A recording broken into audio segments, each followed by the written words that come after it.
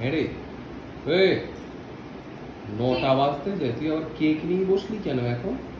খাবি না? ভাতটা খাবি তো? কারণ আমার খুব খিদে পেয়েছে, তাই জন্য আমার কাছে কিছু ছিল না, তাই আমি ফ্রিজে কেক ছিল আমার বার্থডের ওই এক্সট্রা কেকটা, ওটা আমি এখন খেয়ে নিচ্ছি। ও আচ্ছা, অদ্ভুত লোক। হ্যাঁ রে ভাই, খাওয়ার আগে একবার জিজ্ঞেস করলি তুই আমি খাবো কিনা?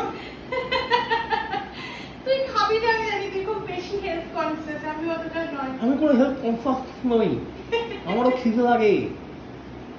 তোকে এক্ষুনি জিজ্ঞেস খেতে করলি, দিয়েছি। জিজ্ঞেস করলি তো পারতিস। তোকে এক্ষুনি খেতে দিয়েছি আমি, বলে দে কি খেয়েছিস তুই? তুই খেয়েছিস বলে দে। ডিমের ঢিপি। ডিমের টিপি নয় গো, ওটা হচ্ছে ও খেয়েছে ডিমের পোচ। তো ওটা ফুলে ঢোল হয়ে গেছিল, তো ওটা ঢিপি না তো কি? আসলে আমি আমার কেকটা ফ্রিজ থেকে বার করছিলাম বলে আমি ওইদিকে নজর দিতে ভুলে গেছিলাম, ওই জন্য একটুখানি শক্ত হয়ে গেছে, ওই জন্য এইসব কথা বলছে, এমনি কিছু না, ভালো হয়েছিল খেতে।